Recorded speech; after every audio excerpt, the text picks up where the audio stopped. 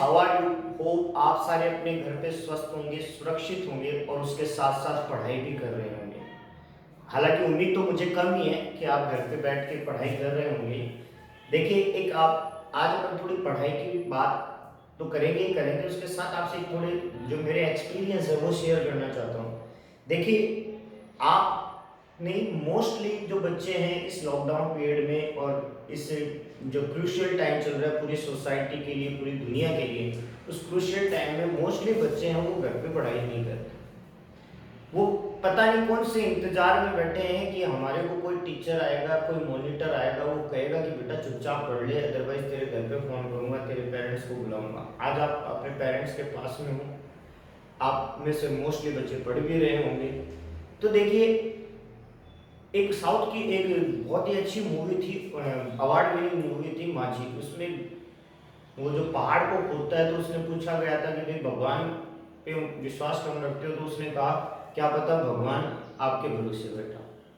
ठीक है, तो आप कौन से टीचर के भरोसे बैठे हो? क्या पता टीचर आपके भरोसे बैठा हो कि मेरा स्टूडेंट आएगा वो पढ़ेगा। तो आप देखो, स्कूल की जो लाइफ होती है ना, वो स्कूल की लाइफ है कॉलेज की लाइफ से बहुत अलग होती है। स्कूल की लाइफ खत्म होने के बाद में ठीक वही लाइफ एक्सपीरियंस करोगे आप जो आज कर रहे हो। स्कूल के बाद में आपको कभी कोई नहीं पूछेगा कि बेटा पढ़ ले या तूने कितना पढ़ाई की कितनी नहीं की। आप चाहे आईआईटी कॉलेज में चले जाइए, चाहे आप मेडिकल कॉलेज में चले जाइए या किसी भी कोई कोर्स में जाइए, 12th के बाद में आपको शायद ही कोई ये कहे कि पढ़ाई कर ले। अब इस टाइम में वो बच्चा ही कामयाब होगा जिसने अपने आप को अनुशासन में रखा है, अपने आप को व्यवस्थित करके रखा है। आज देखिए, आपको कोई नहीं कहने वाला कि आप पढ़ाई कर लो। आज ना कोई आपके टेस्ट हो रहे, ना कोई एग्जाम हो रहे, ना आपको कोई टीचर मॉनिटर कर रहा। आप अपने भविष्य के निर्माता खुद हो। आपको खुद को डिसाइड करना है कि मुझे कितने टाइम फिजिक्स पढ़नी है, कितने टाइम केमिस्ट्री पढ़नी है, कितने टाइम मैथ पढ़नी है। तो देखिए, आप ठीक इन वीडियो क्लास को ठीक वैसे ही मानिए जैसे कि आपकी रेगुलर क्लास है। एक फिक्स टाइम टेबल बनाइए अपना कि मुझे 8 बजे से लेकर 9 बजे तक या 9 बजे से लेकर 10 बजे तक फिजिक्स पढ़नी है, फिर केमिस्ट्री पढ़नी है, फिर मैथ बायो पढ़नी है। तो आप अपना एक शेड्यूल बनाइए और उस शेड्यूल के अकॉर्डिंग आप वीडियो देखिए। आपको मेरा वीडियो अच्छा लगता है तो मेरा वीडियो देखिए, मेरा नहीं अच्छा लगता है तो यूट्यूब पे आपको और वीडियो मिल जाएंगे, बहुत अच्छे अच्छे वीडियो मिल जाएंगे, आप उन्हें देखिए। लेकिन आप एटलीस्ट देखिए, वीडियो देखिए। और टेक्स्ट बुक है अपनी जो राजस्थान बोर्ड की, अब मार्केट ओपन हो चुका है, आप मार्केट से टेक्स्ट बुक खरीद के ले आइए। आप कब खरीदोगे? अगस्त सितंबर में स्कूल जब भी खुलेगी तब खरीदोगे तो आप बहुत पीछे हो जाओगे बेटा। आप उन बच्चों से बहुत पीछे हो जाओगे जो वास्तव में कुछ करना चाहते हैं। अगर आपका भी मानता है कि मुझे लाइफ में कुछ करना है या 12th के अंदर बहुत अच्छा परफॉर्म करना है, तो आपको टेक्स्ट बुक है, मैं एडवाइस करना चाहूँगा आपको अभी से खरीद लेनी चाहिए। और एक अपना शेड्यूल बनाओ कि भाई मुझे इतने बजे से इतने बजे तक फिजिक्स का वीडियो देखना है, इतने बजे से लेके इतने बजे तक केमिस्ट्री का वीडियो देखना है और ये बायोलॉजी का वीडियो देखना है डेली। और वीडियो में आप ये मत करो कि जस्ट 2 मिनट वीडियो देखा, स्लाइड कर लिया, यूट्यूब पे किसी और चीज को देखने लगे। अपने आप को एकदम बांध के अनुशासित करके और आप वीडियो देखा करो कि मुझे यूट्यूब पे सिर्फ फिजिक्स, आपका मानस फिजिक्स पढ़ने का तो मुझे फिजिक्स का वीडियो देखना और कंप्लीट देखना है उसको। एक 40 मिनट का वीडियो है, आप 2 मिनट में उसको स्वैप करके और किसी दूसरे वीडियो पे चले जाते हो, किसी और तरह के वीडियो को देखने लगते हो, उससे आपका टाइम वेस्ट होना है। मैं मना नहीं कर रहा कि आप YouTube पे और किसी भी तरह के वीडियो मत देखिए, आप देखो, इट्स योर चॉइस। बट आप जब पढ़ाई के मूड से आप वीडियो देखते हो तो आप कंप्लीट वीडियो देखा करो। और वीडियो में किसी भी, चाहे वो मेरा हो चाहे किसी का भी वीडियो हो, आप उस वीडियो में जो बात बताई गई है आपको प्लीज उसको राइट डाउन कीजिए। आप 2 नोटबुक लेके आओ मार्केट से। एक नोटबुक में जो भी वीडियो में कंटेंट आपको बताए जा रहे हैं, टॉपिक का नाम लिखो। सपोज दैट आपने विद्युत विभव का टॉपिक पढ़ाया तो विद्युत विभव नाम डालो उस टॉपिक के अंदर। उस वीडियो में जो भी कंटेंट आपको बताया गया उन कंटेंट को आप राइट डाउन करो। देखिए, टेक्नोलॉजी का जमाना है, वीडियो को पॉज करके उसके स्क्रीनशॉट लेके आप सारे कंटेंट है वो राइट डाउन कर सकते हो।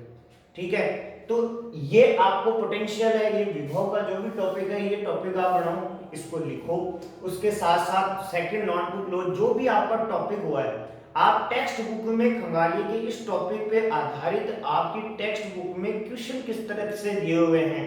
1 नंबर का क्वेश्चन किस किस तरह से आया हुआ है, 2 नंबर के लघुरात्मक, अति लघुरात्मक, निबंधात्मक और न्यूमेरिकल, ये इस टॉपिक पे आधारित क्वेश्चन है। तो इस दूसरी नोटबुक में, ये फर्स्ट नोटबुक में जो भी आपको वीडियो में बताया जा रहा है उस वीडियो के अंदर इसको राइट डाउन कीजिए। सेकंड नोटबुक है वो न्यूमेरिकल की रखी है और ट्यूशन की रखी है कि उस इस टॉपिक पे आधारित आप बुक में खोजो, ढूंढो कि कितने क्वेश्चन आपको दिए गए हैं। तो ये आप इस तरह से अगर मैनेज करके और सारे क्वेश्चन को सॉल्व करोगे और टॉपिक को सॉल्व करोगे, मैं दावे के साथ कह सकता हूं आप किसी भी टॉपिक में नहीं अटकोगे कभी भी, और वो आपका टॉपिक इतना क्रिस्टल क्लियर और स्मूथ हो जाएगा कि आपको फिर कभी भी उस टॉपिक को रटने की या रिकॉल करने की जरूरत नहीं पड़ेगी। जब भी आप दोबारा एग्जाम टाइम में या कभी भी उस टॉपिक को देखोगे, बस देखते ही तुरंत क्लियर हो जाएगा। देखो, हम हमारी बात बताते, कोई टीचर कब बनता है, हम कोई रटते नहीं है, हमारे को कुछ याद नहीं है, साफ बता रहा हूँ मुझे कुछ याद नहीं है, लेकिन जैसे वो टॉपिक दोबारा देखता हूँ मेरे को रिकॉल हो जाता है, उस टॉपिक को समझा है। तो आप समझो टॉपिक और उसे अपनी भाषा में लिखो। नोट्स कब बनाओगे, नोट्स कब दिए जाएंगे, आप नोट्स खुद की भाषा में बनाओ। देखो, आप अगर खुद की भाषा में नोट्स बनाओगे तो वो आप कभी जिंदगी में नहीं भूलोगे। हालांकि मैं तो दूंगा ही आपको नोट्स, या आपको जो भी टीचर पढ़ाएगा वो आपको नोट्स देगा, नो डाउट, इसमें कोई संशय वाली बात ही नहीं है। लेकिन आप कोशिश करो कि अपनी भाषा में भी नोट्स बनाने की कोशिश किया करो। आप अगर अपनी भाषा में जिस दिन नोट्स बनाना सीख गए ना, किसी भी सब्जेक्ट में, दावे के साथ कह सकता हूं आप कभी नहीं उस टॉपिक को भूलोगे। तो आप अपना एक व्यवस्थित शेड्यूल बनाइए कि मुझे इतने बजे तक पढ़ना है, और वीडियो देख के आप 2 नोटबुक लेके आओ, टॉपिक का नाम लिखो, उस टॉपिक में जो जो बताया वो राइट डाउन करो। फिर टेक्स्ट बुक के अंदर देखो कि इस टॉपिक में कुछ रह तो नहीं गया है, और टेक्स्ट बुक की हेल्प से आप अपनी भाषा में उस टॉपिक के नोट्स बनाओ। ठीक है, दूसरी कॉपी लेके आओ और टॉपिक का नाम डाल दो, विद्युत विभव, जो भी आपने नाम लिया है, जो भी टॉपिक चल रहा है, और आप देखो उस अपनी बुक में किस टॉपिक के क्वेश्चन कितने कितने हैं। तो देखो, ये चीज आपको इतना फायदा करेगी कि आपका एक सिस्टमेटिक शेड्यूल रन हो जाएगा। और देखो बेटा, कामयाब वो नहीं होता जो इंटेलिजेंट होता है, कामयाब वो होता है जिसके पास कंटिन्यूटी है, हमेशा कंटिन्यू, धीरे धीरे धीरे धीरे धीरे पढ़ता है। टेबल स्पून बोलते हैं इसको, टेबल स्पून फीडिंग, चम्मच डेली। आपको डॉक्टर के पास जाते हो, वो आप बीमार होते हो, 15 दिन की मेडिसिन लिखता है, 15 दिन की एक साथ कभी नहीं देता। क्यों नहीं देता? क्योंकि अपने को पता है कि मेडिसिन धीरे धीरे इफेक्टिव होती है। तो आप लिटिल बिट डेली ग्रैब करोगे, डेली एक्वायर करोगे, तो आपके पास इतना नॉलेज हो जाएगा कि आप किसी भी सब्जेक्ट में, किसी भी टॉपिक में कभी नहीं अटकोगे। तो मेरी आपसे हम्बल रिक्वेस्ट है कि आप प्लीज जो भी आप वीडियो देखो उसे कंटिन्यू पूरा देखिए। उस वीडियो में जो भी आपको कंटेंट बताए हुए हैं उनके पर्टिकुलर उन कंटेंट को एक कॉपी में आप राइट डाउन कीजिए, तब तो आपका वीडियो देखना सार्थक है। अदरवाइज ये जो जैसे अपन वर्चुअल दुनिया कहते हैं, ये वर्चुअल दुनिया है। इतने लाखों वीडियो, एक टॉपिक का आप वीडियो ढूंढोगे, लाखों आपको वीडियो मिलेंगे, हजारों वीडियो मिलेंगे। इस वर्चुअल दुनिया में आप खो जाओगे, आपको समझ में नहीं आएगा कि कौन सही है कौन गलत है, मुझे क्या करना चाहिए क्या नहीं करना चाहिए, क्या लिखना चाहिए क्या नहीं लिखना चाहिए। एक टीचर पकड़ो, उस एक टीचर को कंटिन्यू फॉलो करते जाओ और उसके नोट्स बनाते जाओ। जो भी डाउट है, आप मेरे नंबर आपको ऑलरेडी मैं वीडियो में दे रहा हूँ, स्कूल के नंबर आपको दिए हुए हैं।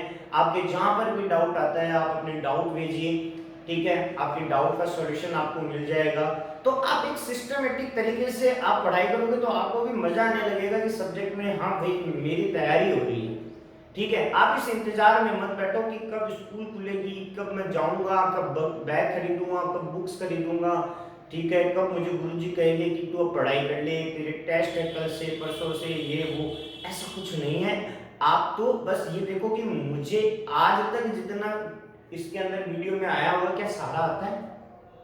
ठीक है, देखिए हो सकता है कि कोई टीचर कमजोर हो, मैं कमजोर मानता हूँ अपने आप को, हो सकता है मैं कमजोर हूँ पढ़ाने में, आप बहुत सारे आपको वीडियो मिल जाएंगे, आप बट अपने आप को कमजोर मत रखो, अपने आप को परफेक्ट बनाओ। तो मेरा यही कहना था कि आप प्लीज एक अपना शेड्यूल बनाइए और उस शेड्यूल के अकॉर्डिंग आप मूव कीजिए। आप डेली पढ़ाई कीजिए, डेली नोट्स बनाइए, डेली आप क्वेश्चन सर्च करो, बुक में से सर्च करो कि हाँ आज जो टॉपिक बताया सर ने ये टॉपिक है, इस पे बेस्ड क्वेश्चन ये है, चाहे वो थ्योरी का हो चाहे न्यूमेरिकल हो कुछ भी हो। तो आप प्लीज कंटिन्यू स्टडी कीजिए, सेल्फ स्टडी कीजिए, वीडियो आप चाहे एक देख लो या 1000 देख लो, आपको बेनिफिट नहीं होने वाला जब तक आप उस वीडियो को आत्मसात नहीं करोगे, आप उस वीडियो से कुछ सीखोगे नहीं। बस इतना ही कहना था। अब आगे अपन बढ़ेंगे एक नए टॉपिक के साथ जिसका नाम है बहुल आवेशों के कारण विद्युत विभव। तो अपन अब चर्चा करते हैं बहुल आवेशों के कारण विद्युत विभव की। देखो प्रीवियस वीडियो में हमें अपन ने देखा था कि एक अकेले आवेश के कारण आवेश Q था और इससे P बिंदु पर विद्युत विभव आया था आपके पास KQ/R, ये R दूरी थी, ठीक है। अब मान लो ये बिंदु P है और इस बिंदु P से R1 दूरी पर कोई आवेश Q1 है। भाई बताओ कितना आएगा विद्युत विभव? V1 बराबर कितना आ जाएगा?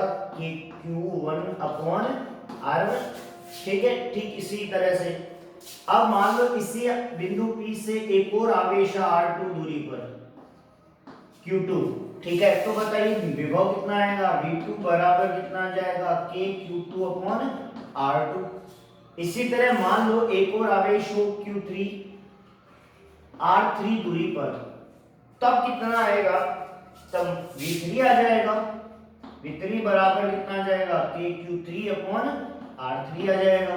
तो इसी तरह अगर n आवेश हो से Rn दूरी पर Qn आवेश, तब वही बताओ कितना आएगा? Vn आ जाएगा। Vn कितना आ जाएगा? KQn/Rn आ जाएगा। तो अपने पास V कितना आया? कुल V आ गया V1 plus V2 plus V3 and so on plus Vn। ये आपको ध्यान रखना है एक तो फॉर्मूला, ठीक है। अब V1 की वैल्यू पुट करो इसमें, V बराबर कितना आ जाएगा? देखो V1 कितना है आपके पास? KQ1/R1 plus KQ2/R2। इसी तरह n वे आवेश के लिए विभव कितना होगा? KQn अपॉन क्या आ जाएगा? Rn। आप देख सकते हो कि यहाँ पर K कांस्टेंट है, बाहर आ जाएगा, तो ये समेशन ही तो हो रहा है। तो K summation I is equal to 1 to I is equal to n term तक, ठीक है। और ये क्या आ जाएगा भाई? QI अपॉन क्या आ जाएगा? RI। ये आपके पास विद्युत विभव आया है। तो इस फॉर्मूले से या इससे निष्कर्ष क्या निकलता है कि बहुल आवेशों के कारण जो विद्युत विभव है वो भी अध्यारोपण के सिद्धांत के नियम की पालना करता है। अध्यारोपण का सिद्धांत कहता है कि किसी भी बिंदु P पर कुल जो विभव होगा सभी आवेशों के कारण विभव के योग के तुल्य होगा। योग कैसा होगा? यहाँ पर बीजगणितीय योग होगा, सदिश योग नहीं होगा, क्योंकि विद्युत विभव कैसी राशि होती है? अदिश राशि होती है।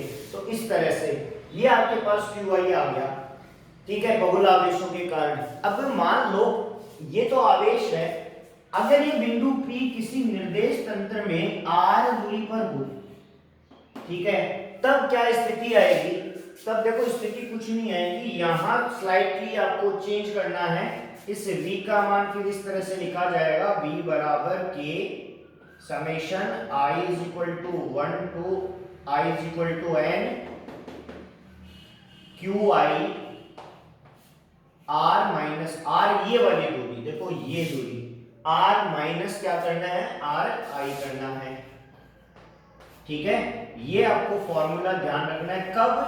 जब इस बिंदु P का भी स्थिति सदिश आपको दिया हुआ हो, यानी P की पोजीशन भी दी हुई हो, ये R1 और R2 सारी पोजीशन आपको ऑलरेडी दी हुई होगी, ठीक है। तो अगर आपको बिंदु P के भी निर्देशांक दिए हुए हैं तब आप इस फॉर्मूले के साथ जाओगे R माइनस RI, ठीक है, तब ये आपका फॉर्मूला बन जाएगा। तो ये बहुल आवेशों के कारण विद्युत विभव सब ऐसे आएगा।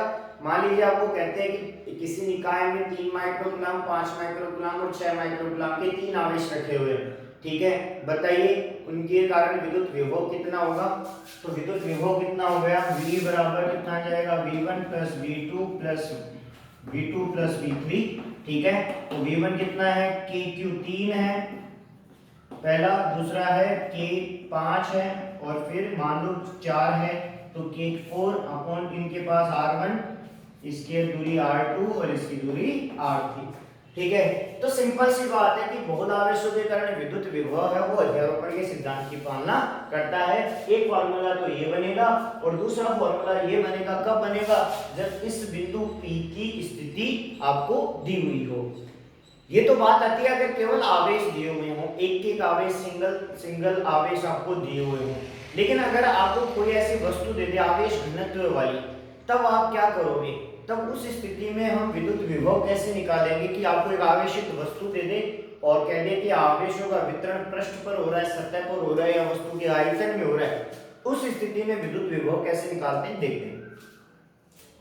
तो देखिए आवेश आपको Q1, Q2, Q3 ये ना देकर अगला क्या कहता है कि ये एक पृष्ठ है और इस पृष्ठ पर आवेश इस तरह से वितरित है और इससे r दूरी पर आपको विद्युत विभव की गणना करनी है। ठीक है, तो अपन क्या करते हैं, आवेश के छोटे छोटे सेगमेंट मान लेते हैं dq।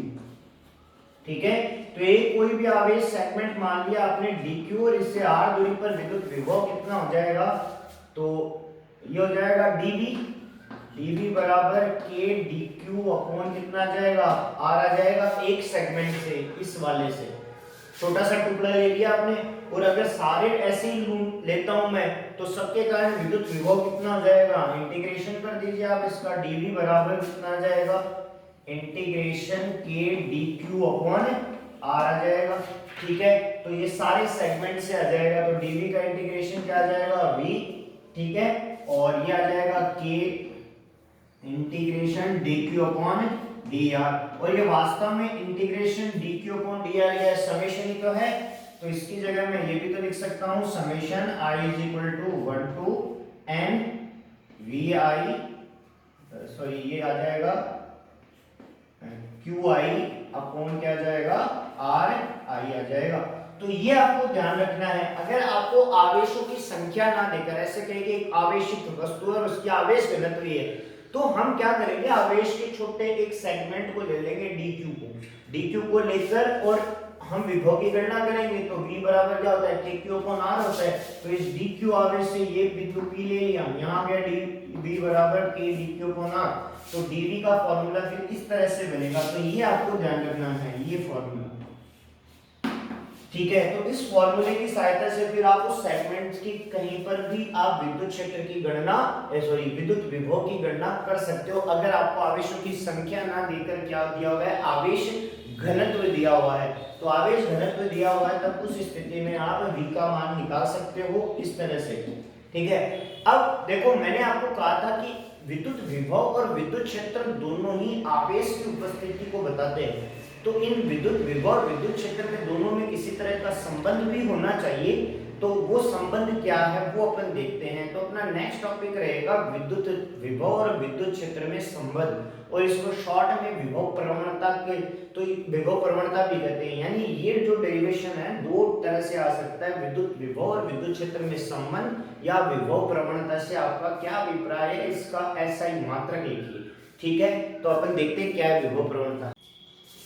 तो देखो विद्युत विभव और विद्युत क्षेत्र में क्या संबंध होता है? दो तरह से संबंध बताया जाता है। पहला संबंध क्या होता है? जब एक ही चर हो,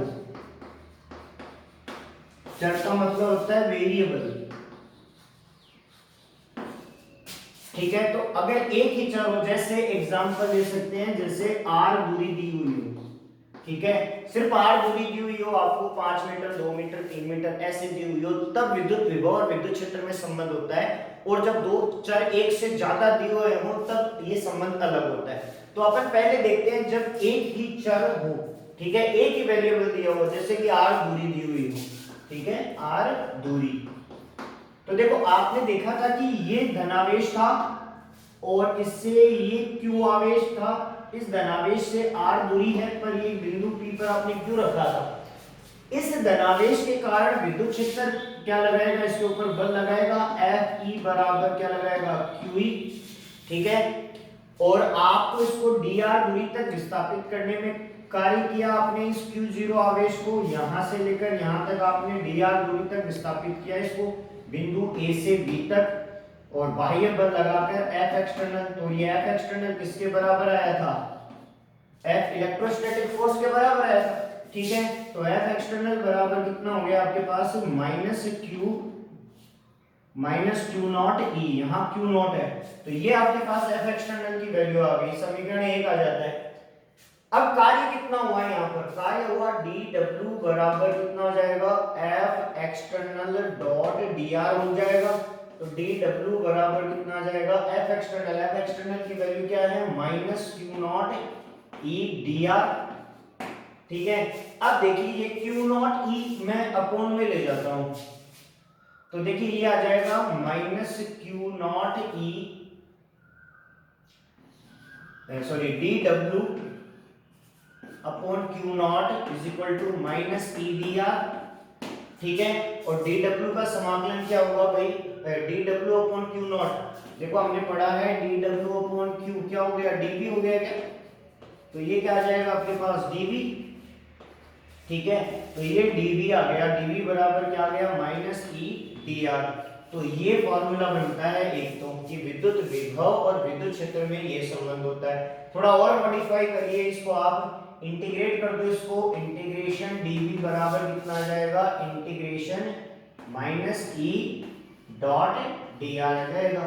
ठीक है, तो ये आपके पास वैल्यू आ जाती है dv की, तो dv का इंटीग्रेशन क्या हो जाएगा v, तो v इज इक्वल टू कितना आ जाएगा, माइनस ई डी आर। अब देखो ये जो यहां ये इक्वेशन आई है, इससे देखो अपने पास एक रिजल्ट और आता है कि ये E बराबर आ जाता है माइनस dv, ये माइनस साइन इधर ले गया, dv बाई डी आर। ठीक है, और ये जो dv बाई डी आर है, इस dv बाई डी आर को अपन बोलते हैं, dv बाई डी आर कहलाता है विभव प्रवणता। इस dv बाई डी आर को कहते हैं अपन विभव प्रवणता, पोटेंशियल ग्रेडियंट, ये आपको ध्यान रखना है। तो इसका मात्रक भी देखो क्या बन जाएगा, v का वोल्ट और दूरी है मीटर, तो क्या आ जाएगा वोल्ट पर मीटर। ऋणात्मक चिन्ह ये बताता है कि विभव की दिशा में आप आगे बढ़ते जाते हो, विभव की दिशा में जाते हो आप विभव, तो ये क्षेत्र का मान क्या होता जाता है, विभव के घटते हुए क्रम में, विभव के घटते हुए क्रम में, यानी घटता हुआ विभव है वो किसे बताएगा, विद्युत क्षेत्र को, कम विद्युत क्षेत्र को बताएगा। ठीक है, तो ये आपको ध्यान रखना है। विभव प्रवणता का डेरिवेशन आपसे पूछा जा सकता है, तो वो आपको इस तरह से बताना है। ठीक है, ये कब बनता है फॉर्मूला, जब आपके पास चर कैसा हो, एक ही वेरिएबल, एक वेरिएबल अपन ने क्या लिया है, डी आर लिया है, ठीक है, या आर लिया है। अब आपके पास दो चर हो, तब विभव, विद्युत विभव और विद्युत क्षेत्र में क्या संबंध आएगा देखते हैं। देखो आपके पास चर एक से अधिक आ जाए, वेरिएबल एक से अधिक आ जाए, एक से अधिक का मतलब है आपको विद्युत क्षेत्र है 3D सिस्टम में दे दिया जाए कि यहाँ एक आवेश पड़ा हुआ, तो देखो इसके कारण विद्युत क्षेत्र x में भी होगा, y में भी होगा और z में भी होगा। इस स्थिति में विद्युत विभव और विद्युत क्षेत्र में क्या संबंध आएगा देखते हैं इसे। तो देखो E बराबर मान लो दिया हुआ है, इस सदिश बराबर दिया हुआ है Ex I cap plus Ey j cap plus Ez k cap, ये आपको विद्युत क्षेत्र दिया हुआ है। ठीक है, तो अपन इसको क्या बोल सकते हैं, E बराबर, देखो अभी अपने पास फॉर्मूला आया था E बराबर dv बाई डी आर, तो अपन आंशिक अवकलन करेंगे इसका, तो Ex क्या आ जाएगा मेरे पास, देखो Ex बराबर आ जाएगा माइनस dv अपॉन dx। ठीक है, जहां d ये क्या है, v का x के सापेक्ष आंशिक अवकलन, आंशिक नहीं है ये, आंशिक है, आंशिक अवकलन।